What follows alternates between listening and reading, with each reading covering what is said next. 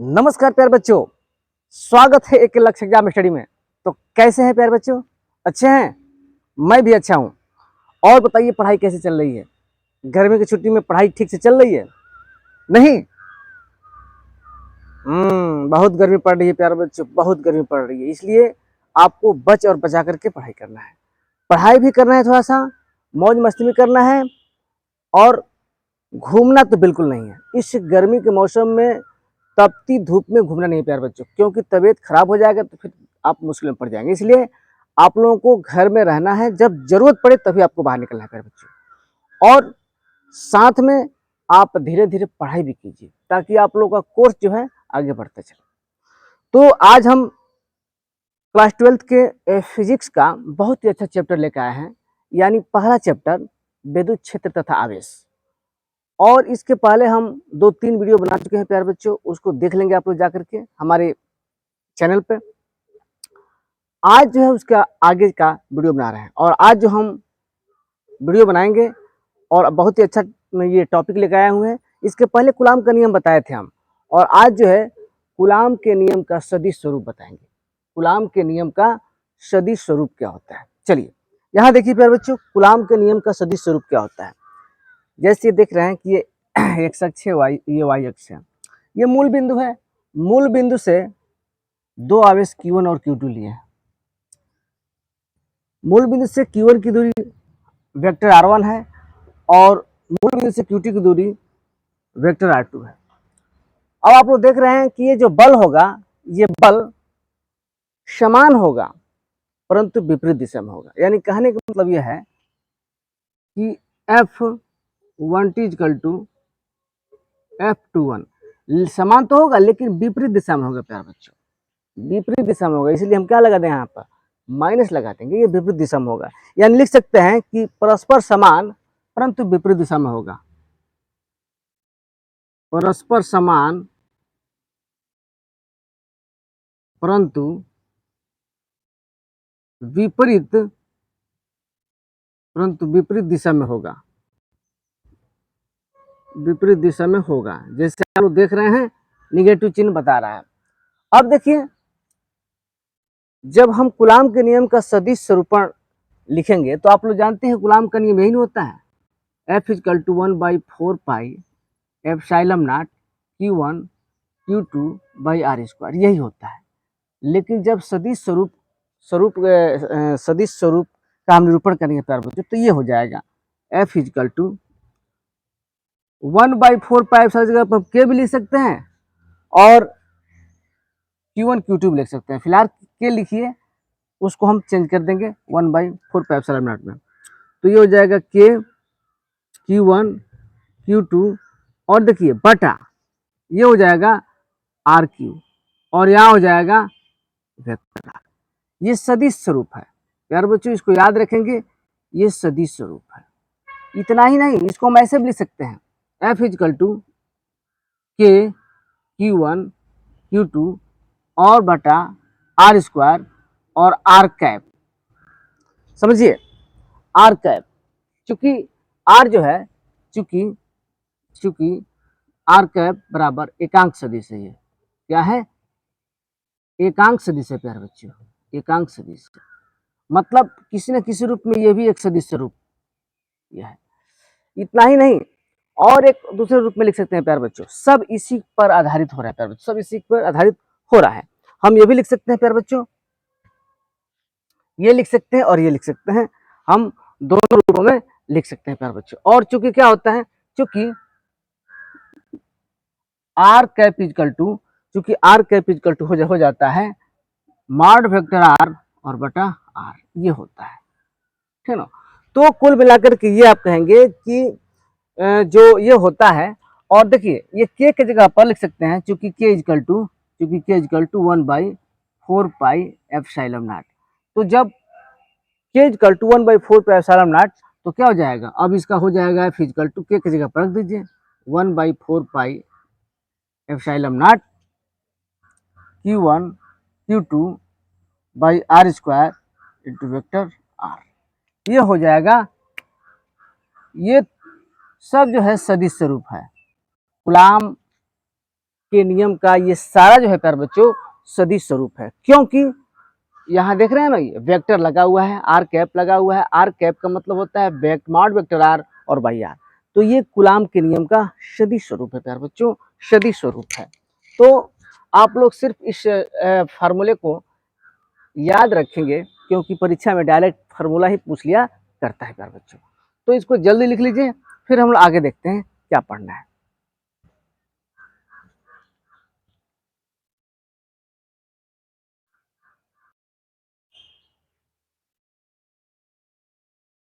चलिए अब प्यारे बच्चों हम लोग ये देख लेते हैं कि कूलाम के नियम से संबंधित प्रमुख तथ्य, यानी कूलाम से संबंधित जो नियम है उसका प्रमुख तथ्य क्या है।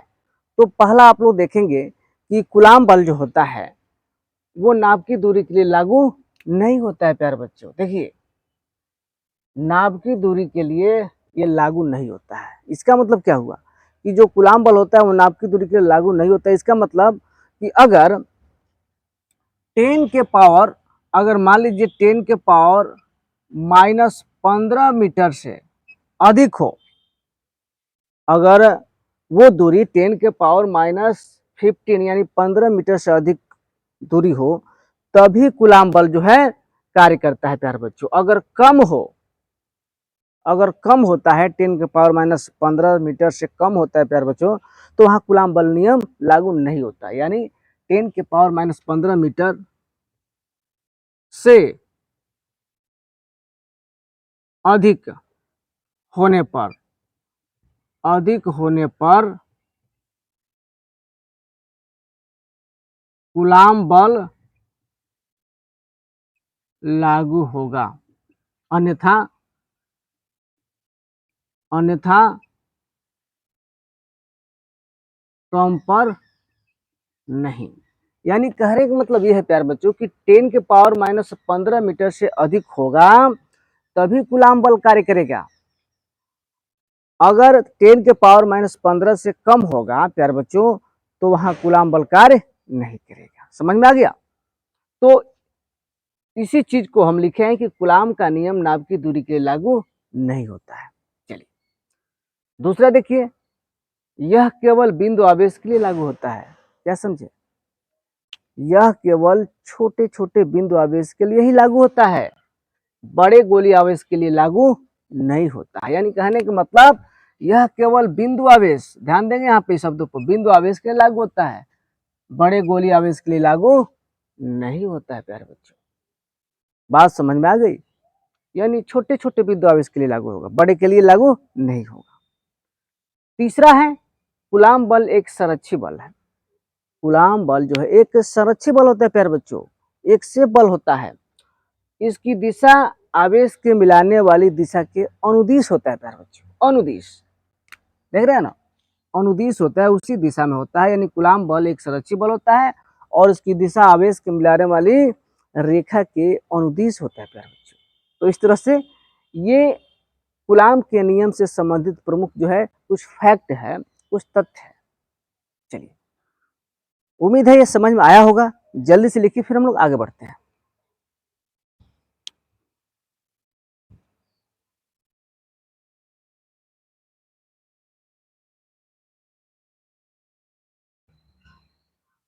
हाँ, तो अब हम लोग देखते हैं कूलाम के नियम से गुरुत्वाकर्षण के नियम की तुलना।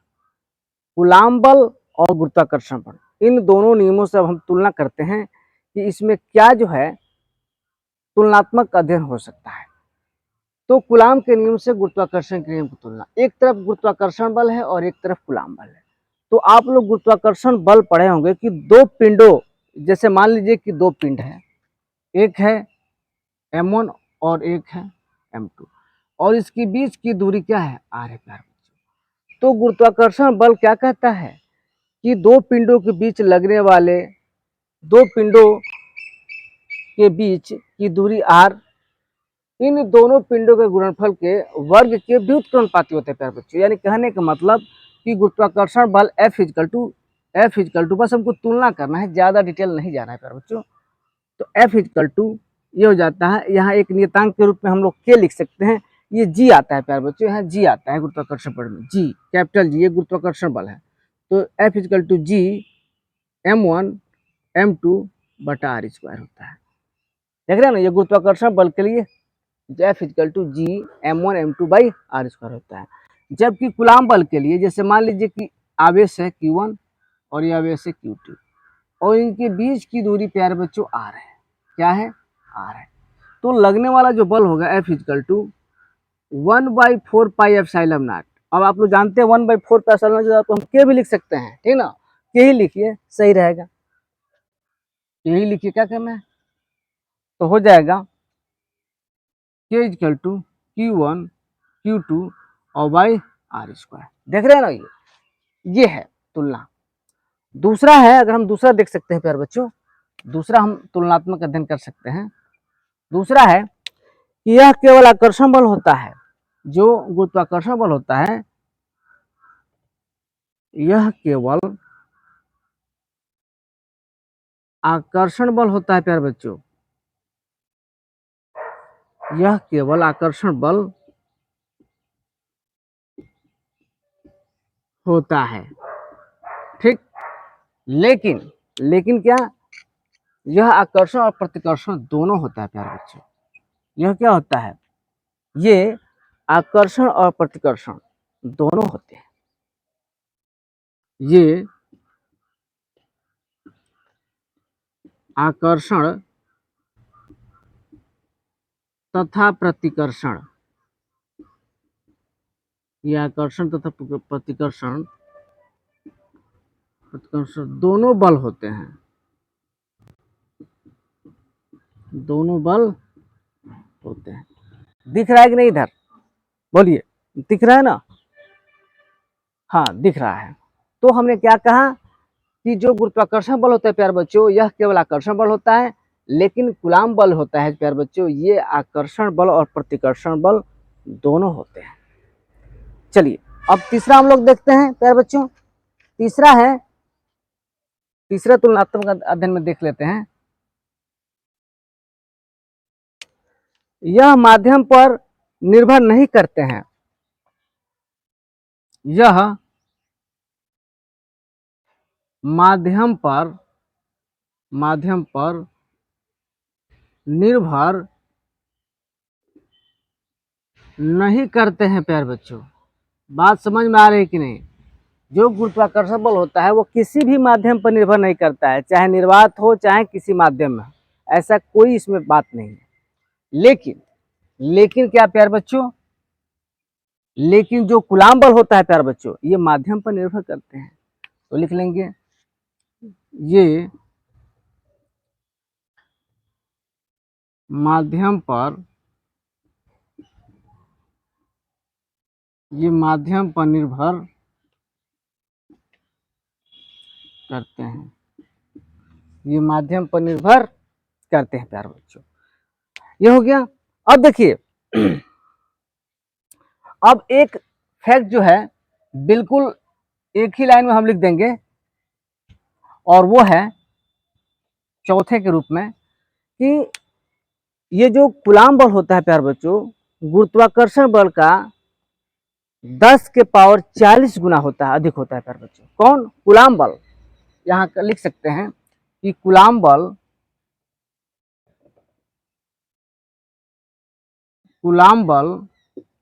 गुरुत्वाकर्षण बल के, यानी कूलाम बल जो होता है वो गुरुत्वाकर्षण बल का, कूलाम बल गुरुत्वाकर्षण बल का 10 के पावर 40 गुना अधिक होता है प्यारे बच्चों। 10 के पावर 40 गुना अधिक होता है। समझ में आया? तो ये था कूलाम के नियम और गुरुत्वाकर्षण नियम का तुलनात्मक अध्ययन, यानी इधर हमने रखा गुरुत्वाकर्षण बल और इधर रखा कूलाम बल। तो गुरुत्वाकर्षण बल F equal to ji m1m2/r² होता है, जबकि कूलाम बल F equal to k Q1 Q2/r² होता है। गुरुत्वाकर्षण बल में देखेंगे यह केवल आकर्षण बल होता है। जो गुरुत्वाकर्षण बल होता है प्यारे बच्चों, ये केवल अट्रैक्टिव फोर्स होता है, आकर्षण बल होता है, जबकि कूलाम बल होता है ये आकर्षण और प्रतिकर्षण दोनों बल होते हैं प्यारे बच्चों। तीसरा है कि यह माध्यम पर निर्भर नहीं करता है, यानी जो गुरुत्वाकर्षण बल होता है प्यारे बच्चों किसी भी माध्यम पर निर्भर नहीं करता है, जबकि कूलाम बल जो है माध्यम पर निर्भर करता है। कूलाम बल जो है गुरुत्वाकर्षण बल से बहुत ज्यादा होता है, यानी 10⁴ ध्यान देंगे यहाँ पे 10⁴ गुना से अधिक होता है। ध्यान देंगे 10⁻40 गुना से अधिक होता है। तो इस तरह से आप लोग समझ में आया होगा। जल्दी लिखिए फिर आगे बढ़ते हैं।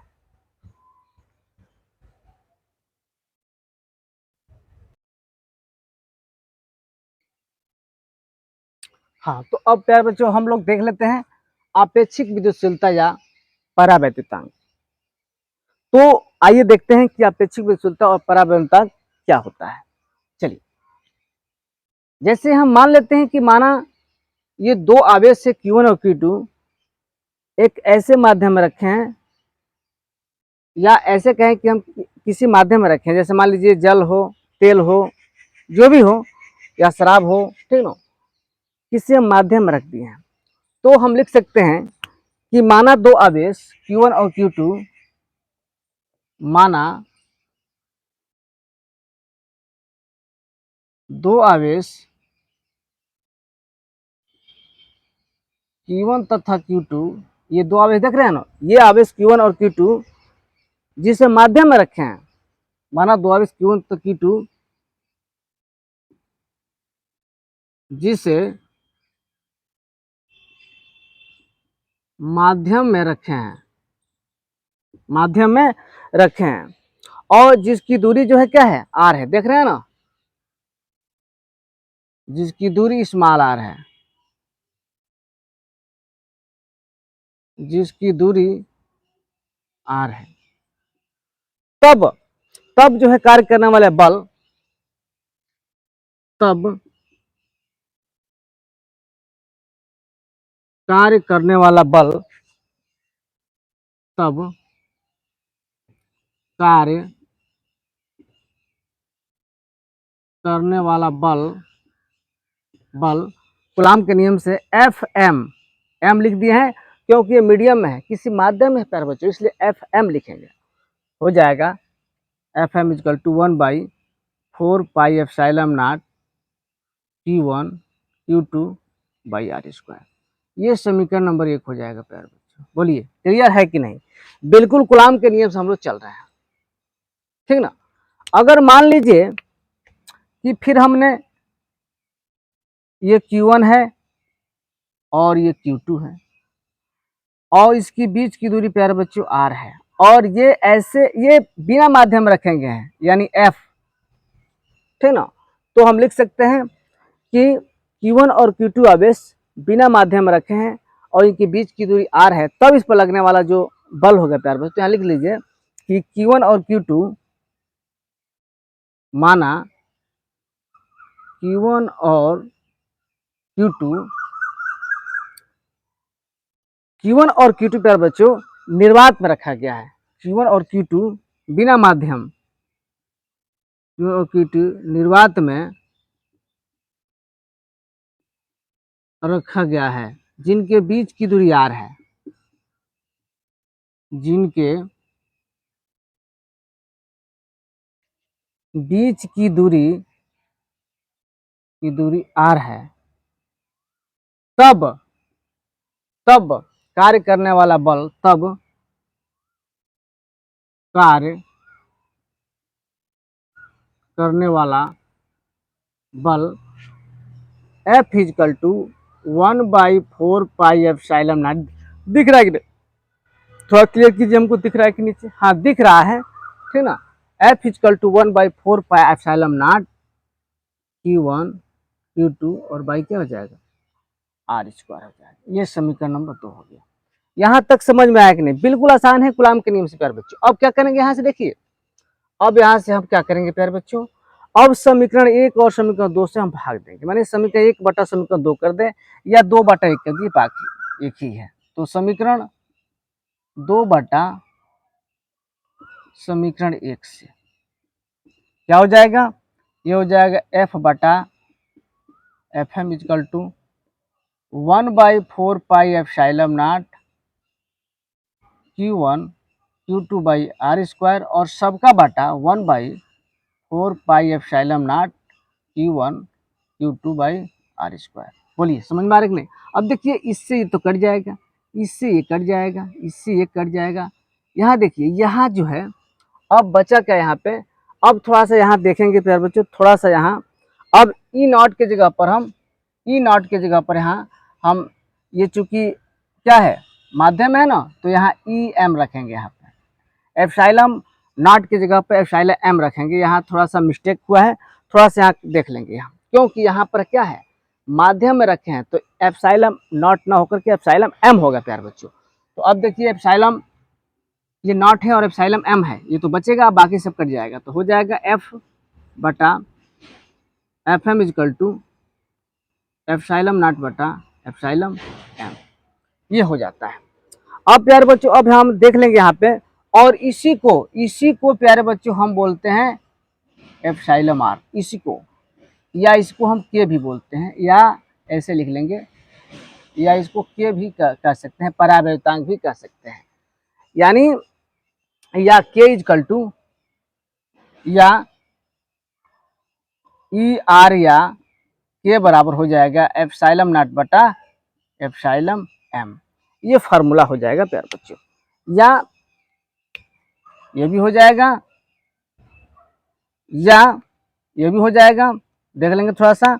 या एप्सिलॉन R या के इक्वल टू F बटा FM, ये दोनों रूप हो जाएगा प्यारे बच्चों, ये दोनों रूप हो जाएगा, ये दोनों रूप जो है हो जाएगा। तो इसमें कोई अब दिक्कत नहीं होना चाहिए। एप्सिलॉन R या के, इन दोनों को ही हम परावैतांक बोल सकते हैं या अपेक्षिक विद्युत बोल सकते हैं, दोनों ही लिख सकते हैं। ये भी होता है, ये भी होता है, और ये किसके बराबर, ये दोनों के बराबर है। एप्सिलॉन नॉट बटा एप्सिलॉन या F बटा FM है। तो इसको लिख लीजिए, फिर हम आगे इसका डिफरेंशन थोड़ा लिखेंगे, बस इसी के आधार पर हम डिफरेंशन लिख सकते हैं प्यारे बच्चों, ठीक ना। अब थोड़ा सा यहाँ समझ लीजिए, कुछ हमने किया नहीं, बिल्कुल आसान है प्यारे बच्चों, इसमें कोई दिक्कत नहीं है। हमने क्या किया, ये Q1 और Q2 एक ऐसे माध्यम में रखा है जिसका एक माध्यम में रखा है जिसका मान लीजिए M है, माध्यम में रखे हैं जिसकी दूरी R है, और तब इस प्रकार करने वाला जो कूलम्ब बल होगा प्यारे बच्चों Fm equal to 1/4 pi epsilon M Q1 Q2/r²। फिर हमने क्या किया कि फिर Q1 और Q2 को निर्वात पर रखा, मैंने कोई माध्यम में नहीं रखा प्यारे बच्चों।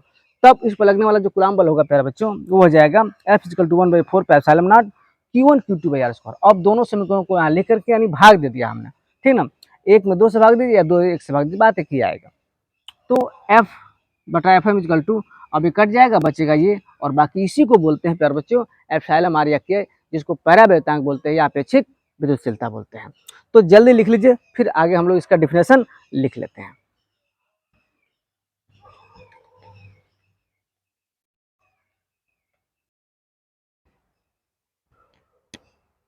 चलिए, तो प्यारे बच्चों अब ये जो है एप्सिलॉन R या के इक्वल टू F बटा FM होता है, या epsilon R into K equal to epsilon naught by FM होता है।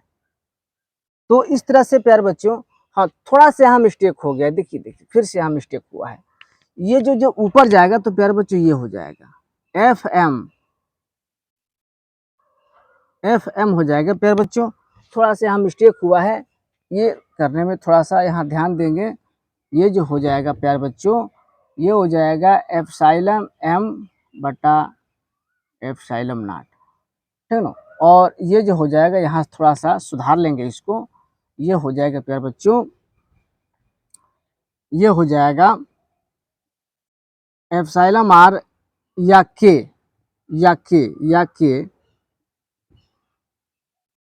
के इक्वल टू हो जाएगा F बटा FM।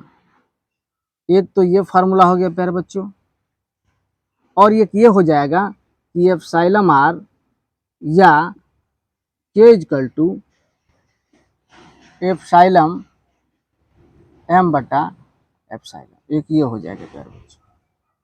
यहाँ लिख देंगे जहाँ एप्सिलॉन R या के क्या है, परावैद्युतांक है प्यारे बच्चों, परावैद्युतांक या आपेक्षिक विद्युतशीलता है, या आपेक्षिक विद्युतशीलता है, या आपेक्षिक विद्युतशीलता है ना, ये है। यानी ये एप्सिलॉन आर या के को हम परावैद्युतांक या अपेक्षिक विद्युतशीलता कहते हैं। अब देखिए यहाँ हम लोग डिफिनेशन बना सकते हैं। अब क्या बनाएंगे कि किसी माध्यम में परावैद्युतांक यानी कोई किसी माध्यम में परावैद्युतांक और निर्वात में परावैद्युतांक के अनुपात को ही हम क्या बोलते हैं, परावैद्युतांक या अपेक्षिक विद्युतशीलता बोलते हैं। तो देख सकते हैं कि माध्यम की, लिखेंगे यहाँ पर, माध्यम की विद्युतशीलता, माध्यम की विद्युतशीलता तथा निर्वात की विद्युतशीलता, निर्वात की विद्युतशीलता के अनुपात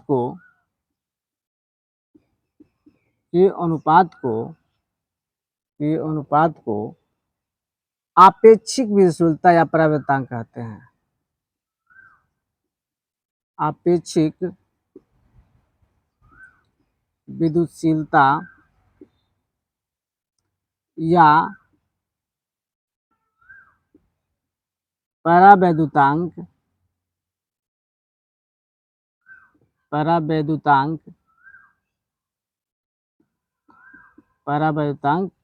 कहते हैं। ठीक, तो इस तरह से इसका डिफिनेशन क्लियर हो गया और इसका सूत्र भी हम लोग जान गए। जल्दी लिखिए, फिर हम लोग आगे बढ़ते हैं।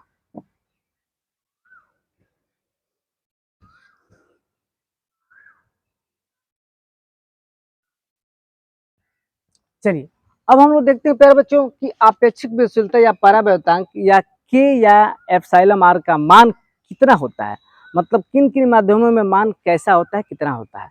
तो पहला हम लोग देख लेते हैं यहाँ प्यारे बच्चों कि जो धातु होता है, माने धातुओं के लिए के का मान यहाँ लिख लेंगे। धातु जो मेटल होता है प्यारे बच्चों, धातुओं के लिए के या एप्सिलॉन आर का जो मान होता है वो अनंत होता है प्यारे बच्चों। क्या होता है? अनंत होता है, याद रखेंगे। धातुओं के लिए के या एप्सिलॉन आर का मान जो होता है, आपेक्षिक विद्युतशीलता का मान होता है वो अनंत होता है धातुओं के लिए, याद रखेंगे, मेटल के लिए। फिर आगे जो है वायु या निर्वात के लिए के का मान 1 होता है। वायु या निर्वात के लिए जो के का मान होता है वो 1 होता है प्यारे बच्चों। क्या समझे? 1 होता है, 1। बढ़िया से लिख लें 1, नहीं तो फिर आपको सब्स्टिट्यूशन पड़ जाएंगे। 1 होता है, यानी वायु हो या निर्वात हो उसके लिए के का मान क्या होता है? 1 होता है, याद रखेंगे। अब देखिए जल के लिए, जल जो वाटर होता है उसके लिए क्या होता है? जल के लिए के का मान, जल के लिए एप्सिलॉन आर या के का मान 80 होता है प्यारे बच्चों। क्या होता है? 80 होता है, ठीक ना। निर्वात के लिए 1, धातु के लिए अनंत। और अगर मान लीजिए कि जल हो तो एप्सिलॉन आर या के का मान 80 होता है, याद रखेंगे। ये सब पूछता है, कहीं ना कहीं पूछता है, ये ऑब्जेक्टिव क्वेश्चन में पूछ देता है प्यारे बच्चों, इसलिए सबको बहुत इंपॉर्टेंट है, ये हर जगह नहीं मिलेगा आपको। चलिए और धातुओं के लिए देख लेते हैं। अधातुओं के लिए प्यारे बच्चों,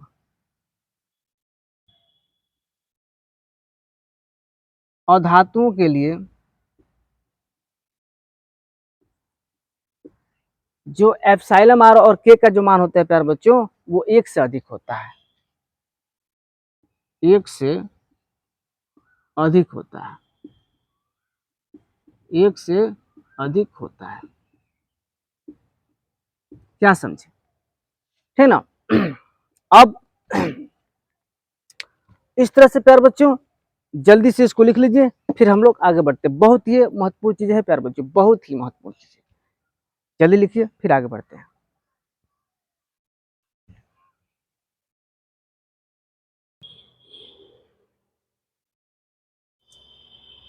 हाँ, तो प्यारे बच्चों ये समझ में आया होगा।